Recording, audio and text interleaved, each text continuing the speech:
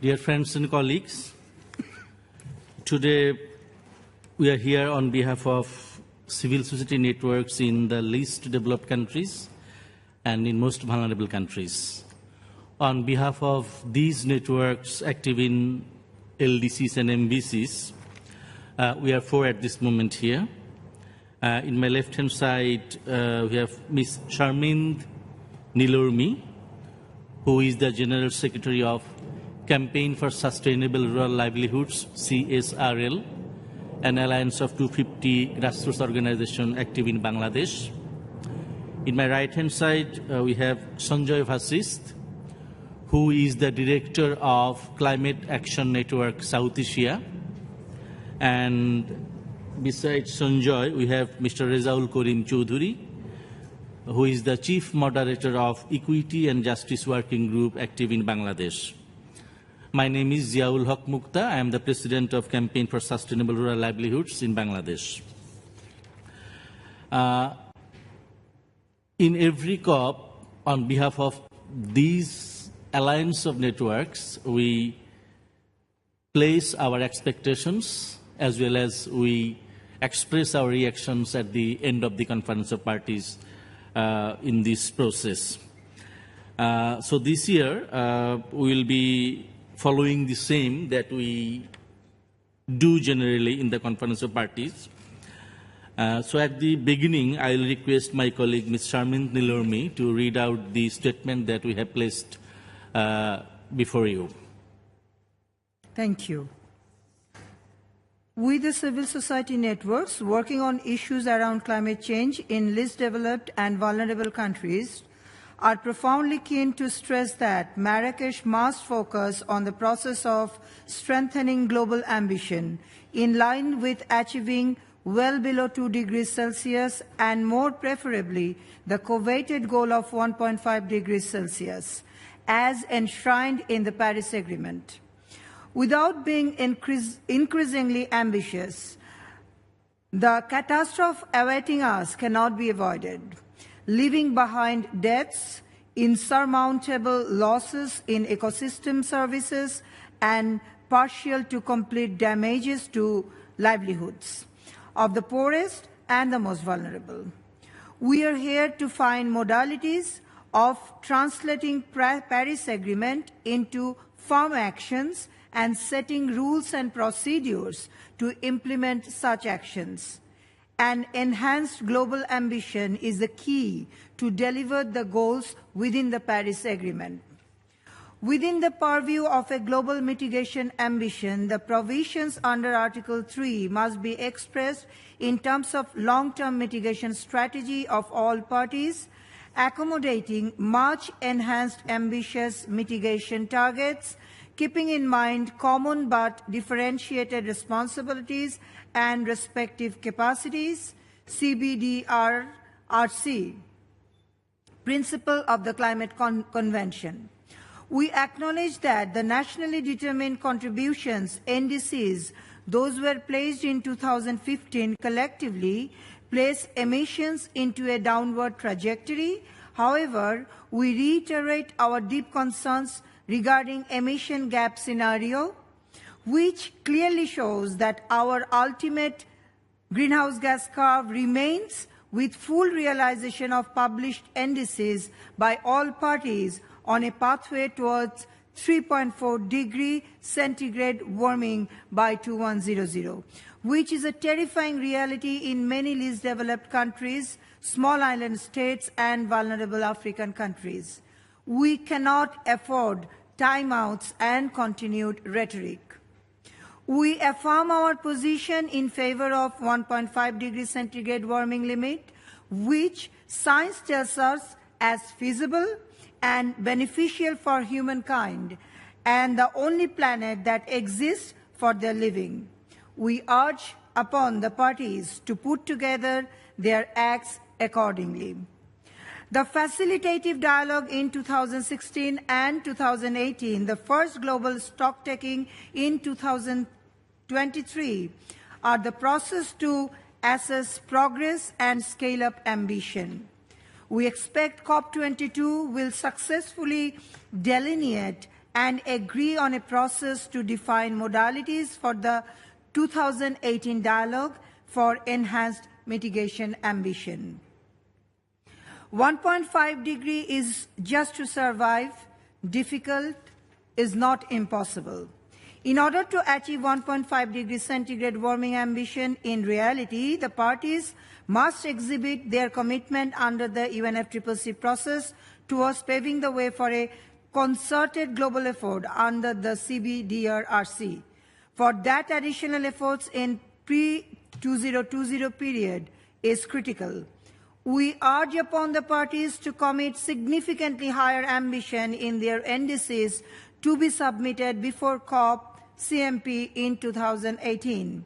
Also, we stress that the peaking as soon as possible stated in Paris Agreement must be specific within COP process, and we call for different peaking years for different countries based on CBDRRC principle. Therefore, we propose a timeline for peaking applicable for different countries as per the following rules. Developed countries, Annex 1 to UNFCCC, primary polluters with very high historical responsibility by 2020. Developing high-emitting countries, low overall emission, however exhibiting much higher emission to result in considerable historical responsibility leading up to Paris Agreement by 2025. Developing countries having overall low historical responsibility by 2035. Transparent, inclusive, facilitative dialogue among parties and observers. While the Paris Agreement rightly recognized the importance of scaling up climate change efforts, it failed to provide direction on how respective country mitigation efforts should be increased over time in line with the global pathway to limit within 1.5 degrees centigrade warming.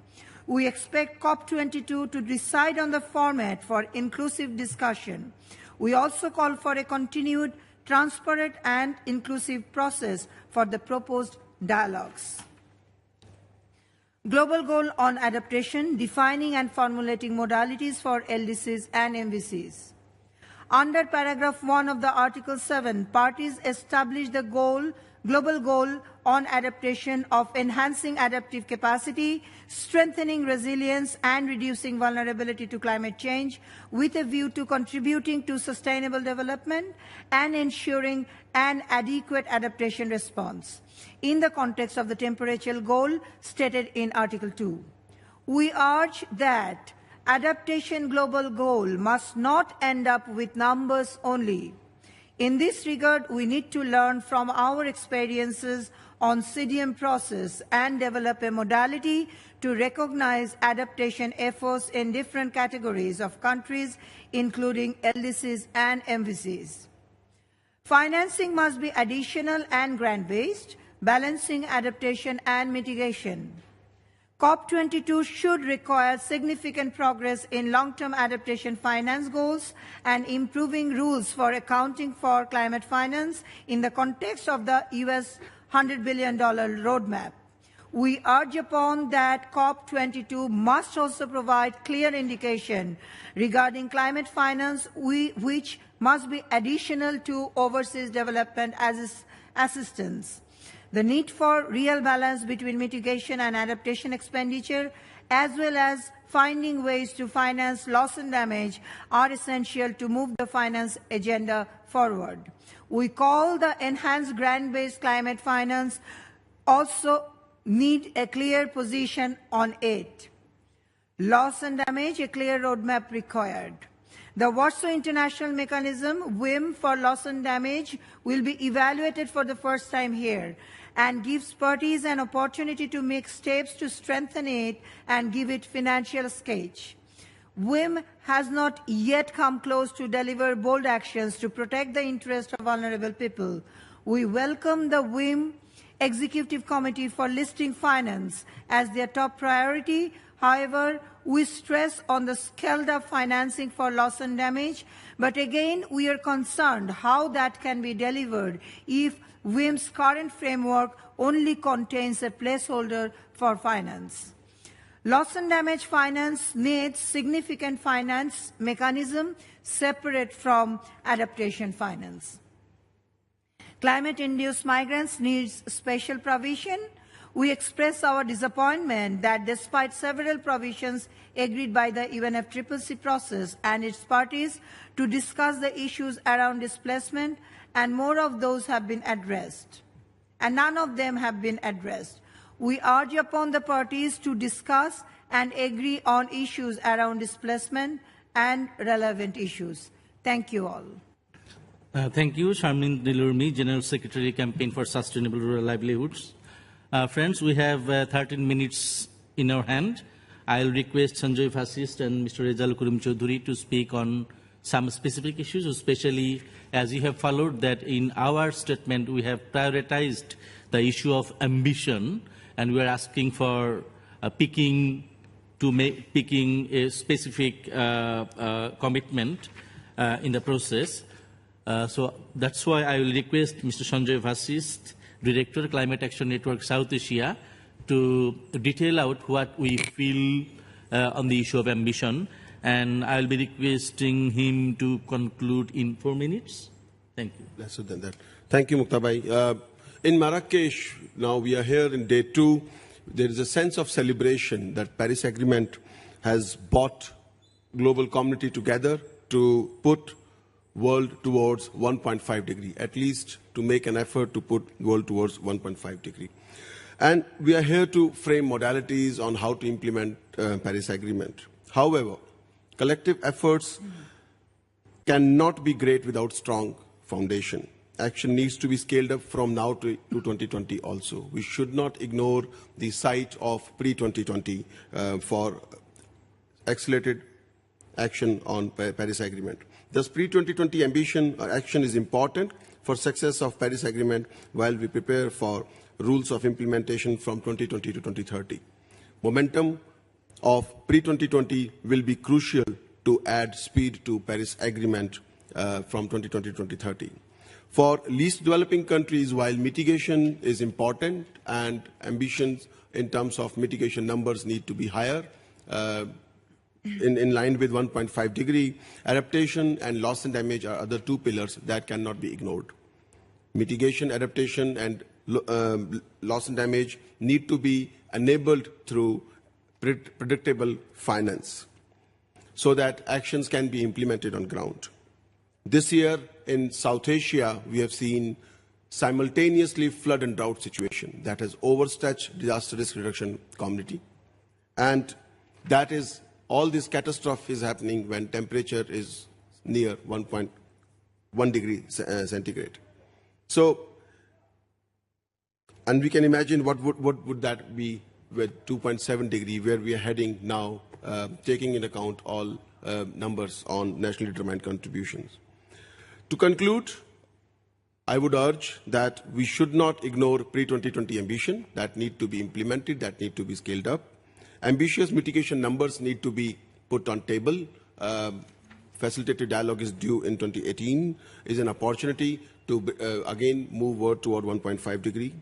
And upcoming NAP review is also an opportunity where implementation of adaptation can be put on cards by Marrakech.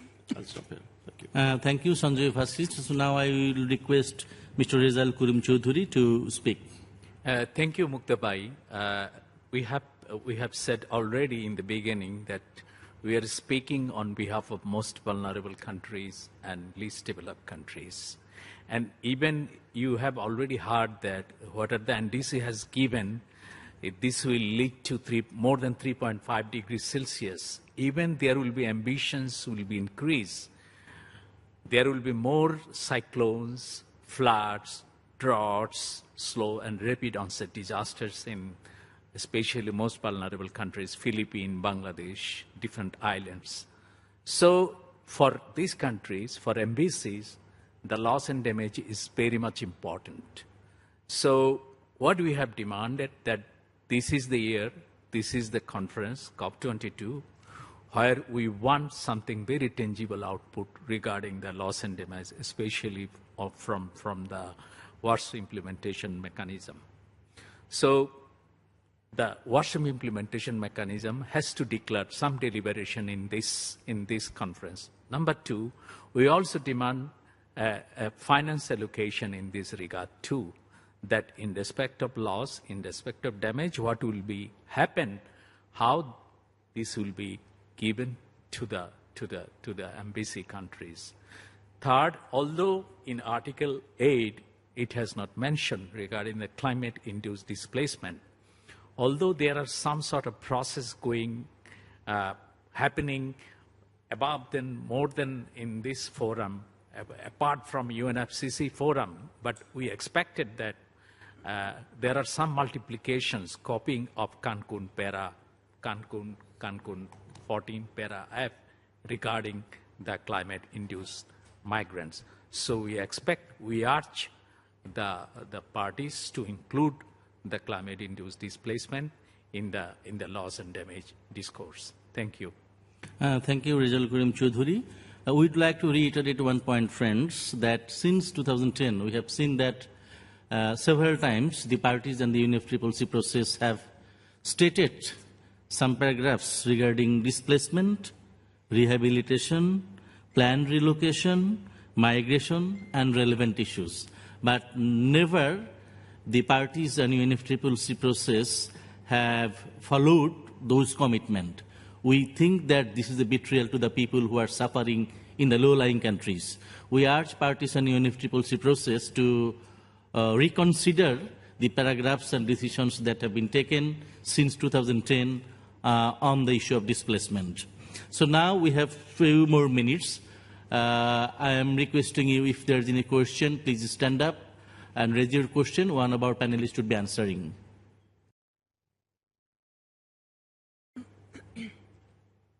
Yes, please. And please introduce yourself at the beginning. Thank you. I'm Yuichiro from Japanese news agency, Kyodo News. And I have a question about what do you expect from the developed countries, such as including Japan? And could you give some examples of the needs of the developing countries, such as in adaptation and such as in loss and damages? Yeah. As you are asking question about specifically about the Japan, we heard that Japan still is investing huge amount of money in respect of coal. So this is a contradiction of Japan commitment toward the Paris Agreement, while we have committed to go for 2 degrees Celsius, even further down 1 point Celsius. So it's a kind of a very wrong signal, especially to the most vulnerable countries. So our urge to Japan government to drop the investment in the coal, and rather Japan is a highly technologically advanced countries. We expect some innovation from the Japan in respect of renewable energy innovation in this regard. Yeah. I'll also add here, let me also acknowledge before I raise my expectations, I'll share my expectations. Japan government has already investing a lot more on adaptation, at least bringing adaptation practitioners and stakeholders together in Asia and Pacific. So that's one example which certainly we welcome, and this needs to continue, and this needs to be at a higher scale also. Adding that, I would again reaffirm what Reza Bhai has said, that Japanese technologies are known and can certainly provide a lot of solutions to move towards new energy and also build resilience among most vulnerable countries. So certainly that's what we expect, and we understand that after Fukushima nuclear disaster, coal is becoming a central source of energy, but there is much more to be achieved from renewable energy. This is the time when Japan is transiting from nuclear to alternative source of energy. It should be on solar and wind. Thank you, Sanjoy. There is one. So we have 4 minutes. Please introduce yourself and ask your question. Hi, my name is Sadie. I'm with the Climate Youth Delegation. My question is, what are your thoughts on developing countries such as Canada, the United States, particularly Canada, because that's where I'm from, is including offsetting within their climate plan to say that they're contributing to addressing climate change on a global level due to the actions that are taking place within developing countries that they are somewhat including within their climate finance, and rather than addressing the actions that are taking place within Canada, are Canadian-based companies that are going through other countries to that are exploiting the environment. And then, yeah, okay. You finish in 1 minute. Yeah. Well, offsetting, basically transferring the own burden to other by paying money is not welcome. When we talk about mitigation, and especially in terms of sustainable lifestyle, it is important that we reduce wasteful luxury lifestyle. That can only happen in Canada, country like Canada, rather than offsetting and asking developing country to offset. So we cannot certainly, we do not support offsetting to maintain luxury lifestyle and wasteful lifestyle. Thank you. We are at the end of the press conference, so now I will request my colleague Sharmin to focus a little on the issue of picking. Before going into picking, I want to respond to the earlier question regarding offsetting. In Paris Agreement, it has been stated in different sections and articles, especially Article 2, that the countries need to reduce emission throughout their respective economies. So it is economy-wide emission reduction. And there are mechanisms for market-based carbon trading and all that, but that is not the highlight of that agreement. So the focus is on country-driven emission reduction. And regarding picking, as we have said already, that the different countries, depending on CBD or RC principle, they need to limit emissions by different time period, and we stress the pre-2020 actions in that regard, and we urge upon COP22 to have distinct guidelines for this picking time frame, rather than which is stated in Paris Agreement, as soon as possible. 3 minutes. Thank you very much. Is there any other question? We have 2 minutes more. Okay, so let me conclude, Yeah. Okay. My name is Tina. I'm also with the Canadian Youth Delegation. A lot of poor nations and vulnerable nations have asked that in order for them to reduce further emissions, that they need some sort of financial support. What is ways in which, countries like Canada could help in that, and how, I guess, what is something tangible in terms of financial support that we could give to those countries? I think this needs to come from you. Okay. Well, you want to start? Why not? Okay. Please. Okay. First of all, additional financing is very welcome, and that is very much required. But at the same token, we urge upon changes in lifestyle, which will help in a significant way to, limit the greenhouse gas emissions. So that is the first priority that needs to be stressed, and then additional financing, of course, that is very much welcome. Want to add something? Yeah. Well.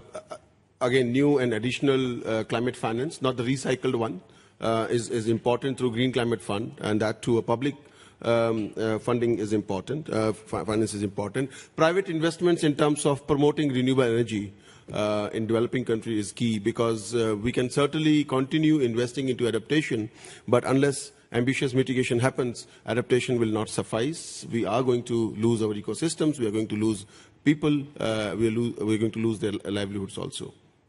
Thank you very much. Let's conclude the session in 1 minute. My colleagues will be available here. If you have any other question, we can discuss. Let me tell you again who are the people here. Mr. Rezaul Karim Choudhury, He is the Chief Moderator of Equity and Justice Working Group based in Bangladesh. Sanjoy Vasist, he is the Director of Climate Action Network South Asia. Myself, Ziaul Haq Mukta, President of the Campaign for Sustainable Rural Livelihoods in Bangladesh. And Sharmin Nilurmi, she is the General Secretary of Campaign for Sustainable Rural Livelihoods. We are here on behalf of the civil society networks in the least developed and most vulnerable countries. Thank you very much. Thank you.